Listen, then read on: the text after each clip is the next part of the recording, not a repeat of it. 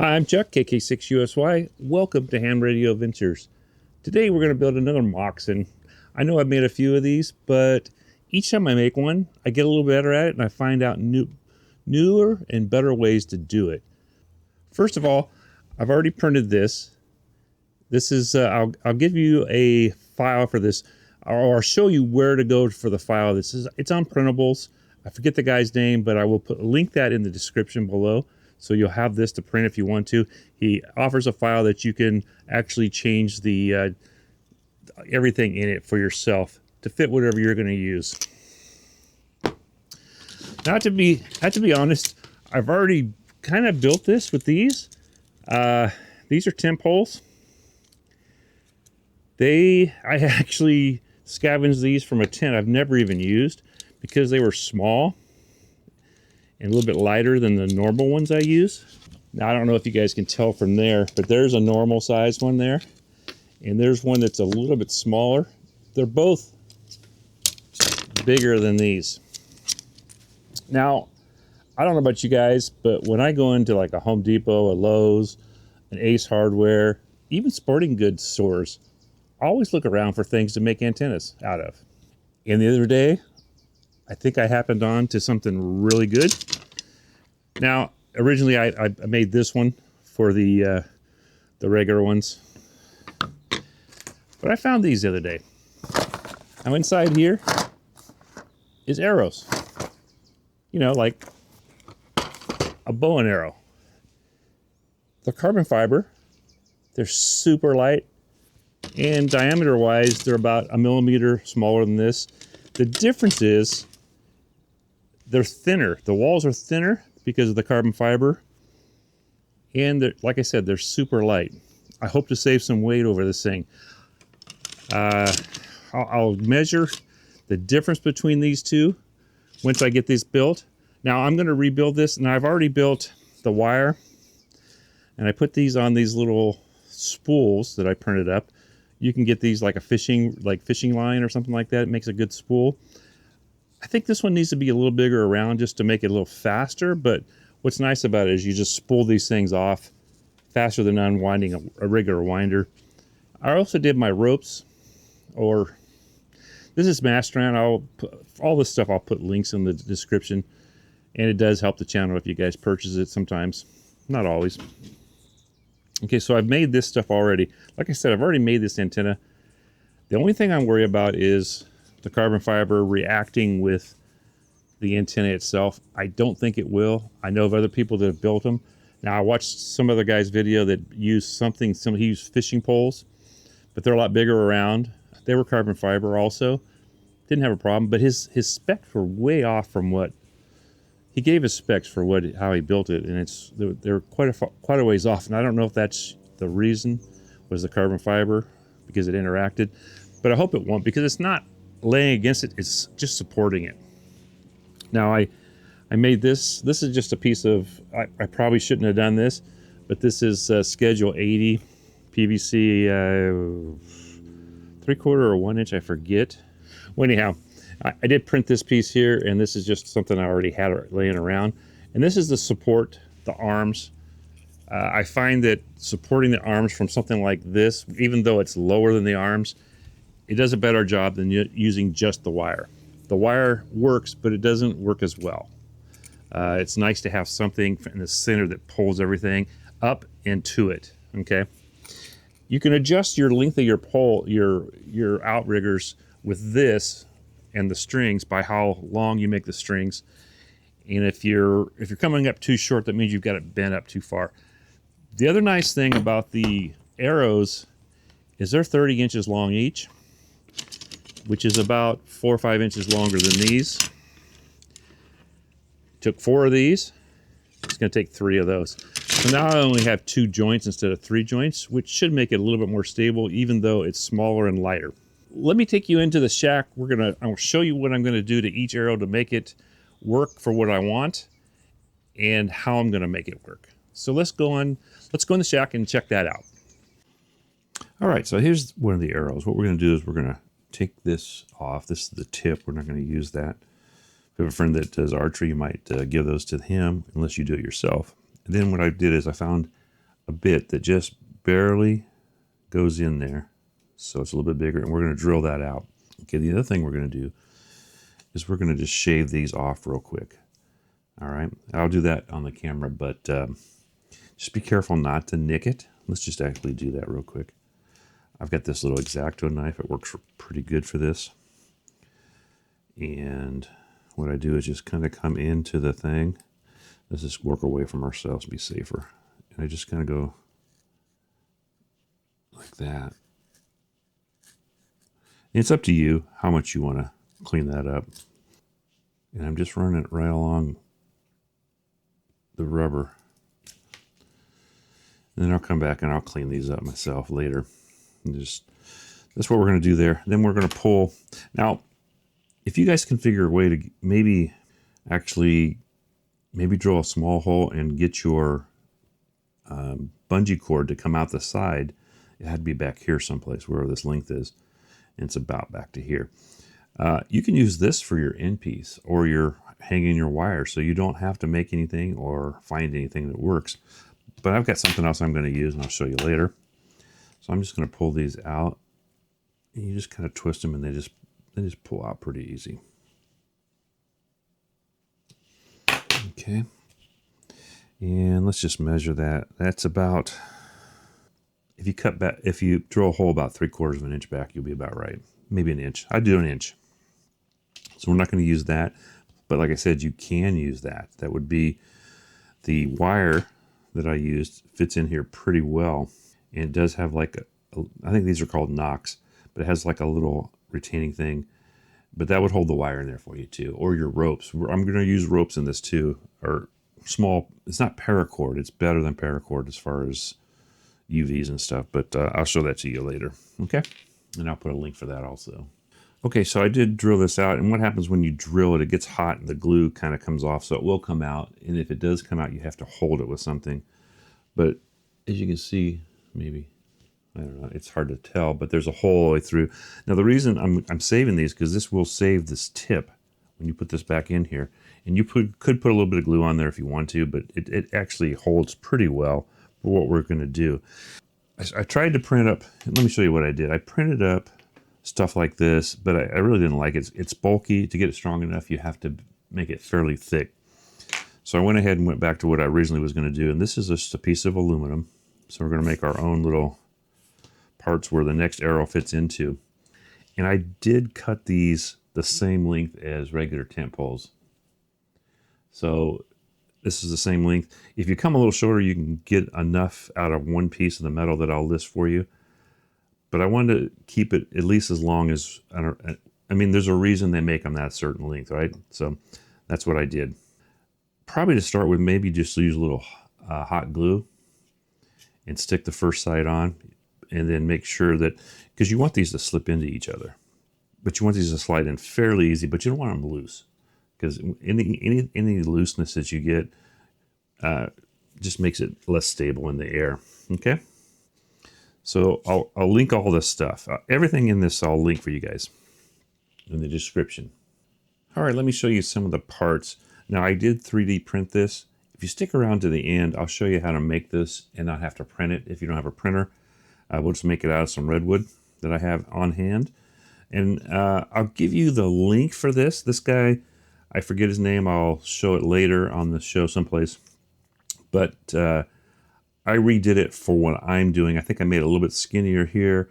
I made the hole smaller, but he leaves you a link on his that you can actually go in and manipulate what you want to do. So that is what I made for mine. And like I said, he makes all the parts. You can print all the parts off his site, and he did a really nice job on this. This thing's solid. Now I chose to do my own ends. Like this is actually this one is for the wire. Okay. And this one is for my ropes. Now the only difference, if you look at them closely, if you look close, this one's closed and this one's open.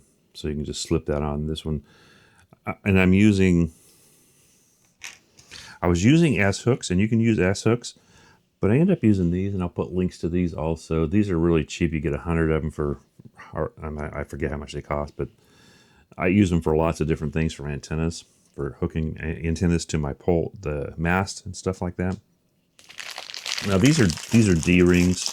If you guys can see them through the thing, you can use D-rings on there, and if you want to, like a D-ring on here, and you can attach this with some like that, you know, with say some zip ties and stuff, and then maybe tape it to where it won't move once you get it where you want it. So that's another option. I'll put a link to those if I can find it also. So these will work also, like for the end of this, like when your rope comes in, you can hook that in like that. What I found and why I went away from these is when you wind things up, these wind up nicer because they're not catching everything because they're closed. That was the only thing I didn't. These are stronger probably, but I made this for a temporary. If you're doing this for your house and you're doing it once, I call it rope, but it's not really rope. It's not really string. This is mast strand. Okay, they make really high quality. It's for hooking up, like doing your mast and stuff like that. And I bought this is a, let's see what the size is. This is a 2mm or 3/32, 100 meters, 328 foot. It's not cheap, but I'll use this on a bunch of projects. Like I'll probably use this on my hex beam when I redo everything. This has low stretch. It hardly stretches at all. Synthetic guy rope. And I do believe it is UV resistant. So good for the rope part. Okay. I really like it. And this was really thin. I like the really small stuff for this. Since we're making our own tent poles per se, I picked this stuff up, and this is 1/8 inch. I'll put a link to this too. This stuff is a little strong. It's a lot stronger than what usually comes in a tent pole, which makes it more sturdy, I think. And I tighten this down pretty tight. And like I was saying before, if you want to use this and not have to buy anything or make anything, you're going to have to get a hole. And I really I don't want to do this, but you could drill a hole down here about 1 inch down, and that could be your ending point, and then this can go back in there. Okay, so I've made up my arrows, and if you can see, I don't know if you guys can see it or not, but I'll put these on my leg, and there's the difference in the height. And if you look at the bundle, look how much smaller this bundle is than this bundle. Let me give you some figures on weight savings, because it was... Let's just put it this way. These weigh more than this complete antenna with everything. So quite a bit of a weight savings. So I need to write this down to remember it for you guys. So the full antenna with the carbon fiber arrows weighs 780 grams. That's 27 ounces, or 1 pound and 11.5 ounces. So less than 2 pounds total weight for the whole antenna. Okay, the original poles, this whole antenna weighs 840 grams. The original poles were 950 without anything else. So a major weight savings there. Hope that all makes sense to you guys. And that was weighing these with the spools and everything. I made mine specific for this mast. And I have a link for this also, guys. This is a flagpole buddy. And the reason I'm using it is I like the top of this. It's really heavy duty. It's thicker than most mast, so really good for this. And I think I explained what I did here with the epoxy in this. It's not exactly straight, but it works. But at the end of this pole, I don't know if you guys can see it, it has a hole in it, 1/2 inch threads. It's 22 feet. Plenty high enough. I've gone out at 8 or 9, 10 feet with a Moxon on 20 meters one day and just killed it. The gain makes up for the height. Now, the higher you can get it, the better. I'll probably get this around 20-ish feet, something like that, depending on how I set it up. I have a tripod mount that you'll see in the yard here once I set this thing up. Let me set the antenna up. I just got a part in today. I got to repair one thing. I originally didn't have enough of the metal things, and I just got those today. I may set it up with this for now, but eventually I'll change it out because it actually is just a little bit lighter. So let me set the antenna up out in the yard. It's a little breezy today, but if I can, I'm going to get it on the air, or at least we're going to check some SWR and see if it changed. I don't think it's going to, but you never know. All right, let me show you why I like using the ropes. I'm going to, or the strings, whatever you want to call it. I'll turn it around for you. So there's what I have. As you can see, everything's held up nicely, and I don't have to put strain on the wire, so I don't have a stretch problem or anything like that. Some wire might stretch. Okay, now what I did here, I've got this, my brother-in-law gave this to me. This is a land surveyor's setup, and at the bottom down there I printed out a bottom, so this thing's pretty sturdy at the bottom, so the bottom doesn't kick out. Okay, we have this, everything's in here nicely. I didn't change these yet, but I will. And this is how I did it up here. Probably should go around the other side for you. Let me show you these. I have these, this one's enclosed, this one's got an opening. I kind of abandoned these, like I said earlier, probably that they catch on everything. These closed ones don't do that. I have them back a little ways because I wanted a little more tilt off of it. And this is screwed in here. It's pretty tight. And then these pull up. Now these have, this mast has a couple things here. Let me just put the first one. What's nice about this mast, see, the first one has like a little thing there, but they also twist like regular ones. And then when you go up to the next one, so the next one has a hole so you can put a pin through it.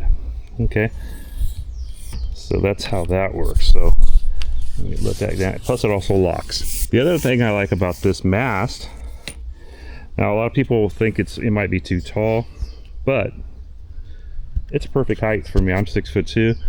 I can reach everything up here. Okay, so it's easy to work on. Now what will happen now, you see these things moving back and forth like this, my wires will take care of that because they're sectioned off, and I'll show those to you once I get them out here. So I'm going to stop for now, and we'll let me put the wire on for you. But the ends, all I did, I put heat shrink here, and this is tied off right here, and a little short piece of rope. Now if I have to get it further away, I'll put a longer piece to drop this out here someplace. Okay, and then if you look down my thing here, it's almost perfectly straight, and by adjusting this a little bit, in fact I got it twisted, unfortunately. There we go. That was twisted, so it might be better now. Let's see.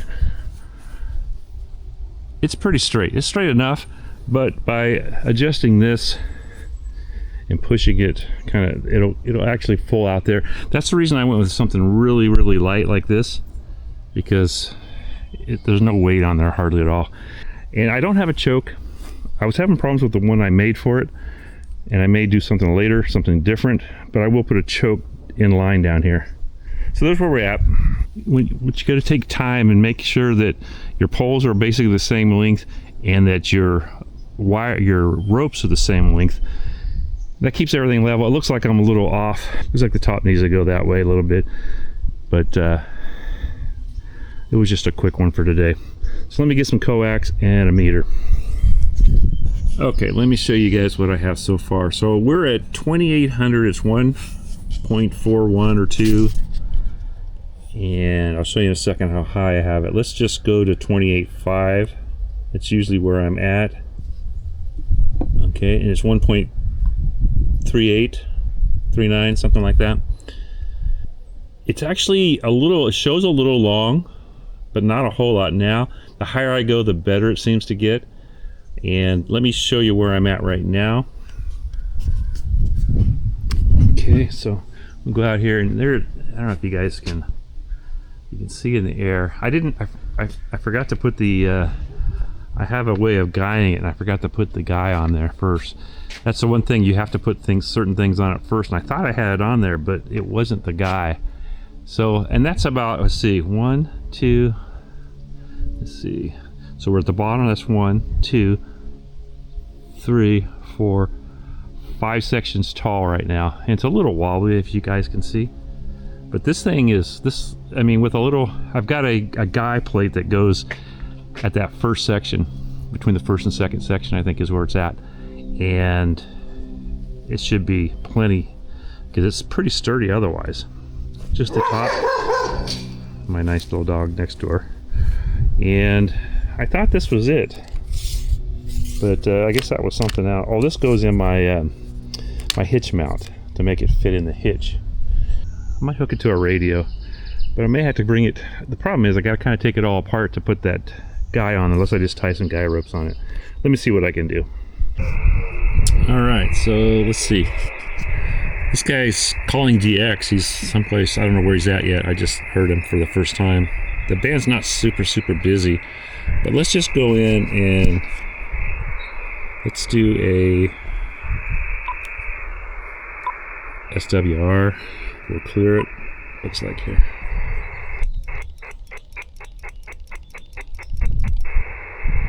Pretty good. That's about 1.3, like it said. All right, so I'm at 2,900. So, and I'm going to do the SWR test here. Now we're just starting to get to 1.5 at 29. I don't know what that is. 60, it looks like. Let's just see if we see anybody strong. I'm pretty good about killing the band. When I build an antenna, it seems like if I want to test it, it's usually pretty dead. That guy was actually strong to start with. But let's go up the band a little bit here. Oh, there's somebody.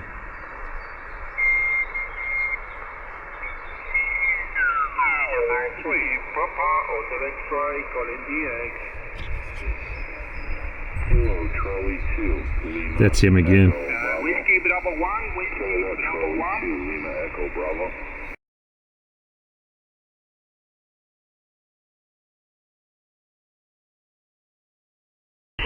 Okay, it's Kilo P4 Ocean Hotel Bravo, that's right? We're going to try a little better here. Ooh, here we go. Okay, Bill, thank you very much for answering my call 6 times today with your station. Thank you very much for the 5x5. Your signal report is 5x7, 57 today in Santiago, Chile. Your modulation is good, as usually. Not bad for Chile. Okay, Bill, Kilo Queen 4, Ocean Hotel Bravo, Charlie Alpha 3, Victor Alpha Kilo. All thanks to you, Bill. It's all my pleasure. Gracias, amigo. Charlie Alpha 3, Victor Alpha Kilo, calling DX. Kilo 6, Uniform Sugar Yankee. It's Kilo 6, Uniform Sugar Yankee, that's right? That's correct, you got it. Name here is Chuck. Okay, Charles, thank you very much for answering my call from California. My name is Victor, and Victor is my name in Santiago, Chile. Oh, my pleasure, Charles, talk to you in the very first time. Your signal report is really good, 5x7.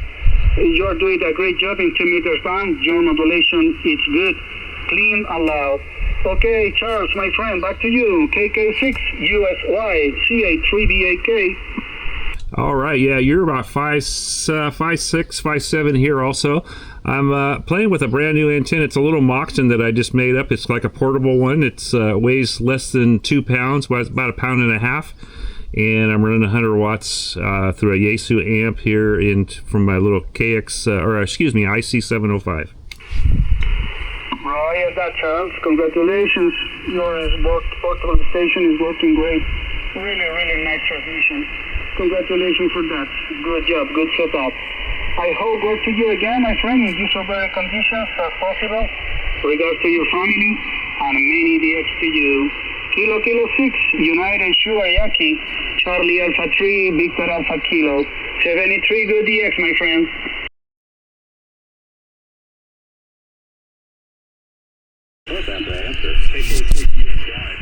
Charlie 3, Alpha. All right, Kilo Charlie 3 Alpha. Yeah, I'm just playing with a brand new antenna I built. It's a Moxon that weighs like 1.5 pounds.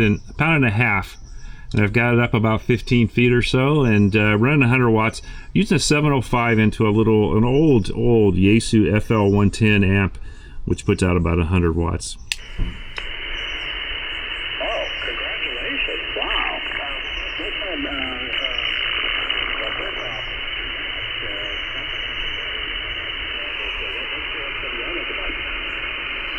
Man, you just faded out there. Unfortunately, kind of faded. I still heard you. It's made out of, it's a Moxon for 10 meters, and it's made out of carbon fiber arrows for the supports. And like I said, about 1.5 pounds.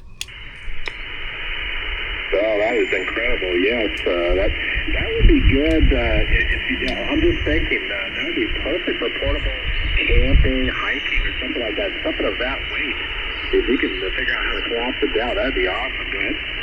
Yeah, it collapsed down to about 30 inches long, are what the arrows are, and probably 4 or 5 inches around at the most, not counting the mast. The mast I have it on is a fairly big. It's a little too big, but you could put it on a like a 10 meter max mast also, like from DX Engineer or from DX Commander or something like that. Yeah, that's amazing. So keep it up. Definitely YouTube is a great place to, antennas. There's different ways to make antennas. I put together a YouTube video for constructing a 3-element 6-shooter Yagi, and people are actually interested in that sort of thing. So, hey, kudos to you there, Chuck. This one, about 600 watts, just for FYI there, 600 watts, and the antenna's an 80-meter loop antenna, so it's got a little bit of gain, but nothing too fancy. Go ahead. Yeah, the band's up and down, but you were pretty loud there. If you watch my channel, it's KK6USY Ham Radio Ventures. You can hear yourself. I'm recording it right now, so and this thing should be out the next day or so. Well, that's awesome. That's great. I have not got into live feed or anything of that nature. I see a lot of people back here.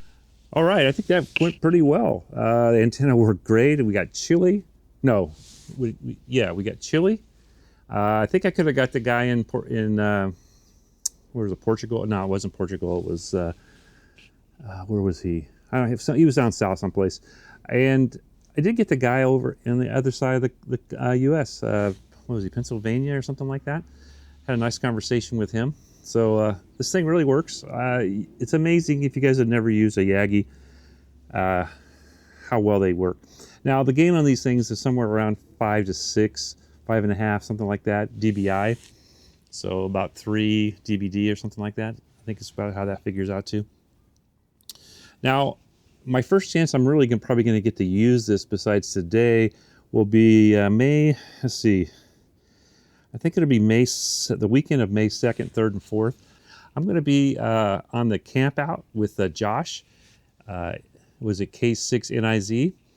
And Ham Radio Crash Course camp out. It's already filled up, I'm sure. And I'm going to take this down there and let people use it, and a couple of our other antennas from Coffee and Ham Radios. Don't forget, we have almost anything you need from coffeeandhamradios.com if you guys want to build a kit. So I'm really happy with this, and if you stuck around this long, I will try to, after I get done talking here, put on the put something up about making it out of the wood. I haven't done it yet, but I'll add that at the end here. So I'm Chuck, KK6USY. Thank you for joining me today. I know your time is valuable. If you guys want to build this antenna, remember down in the description, I will have the link to where you can print this out of yourself if you want to. And he has all the parts there. And like I said, he has one that you can go in and manipulate the sizes and stuff. All right. Well, hope to catch you guys on the airwaves in 73 all. And like I said, I'll try to put the 2x4 build at the end here. 73 all.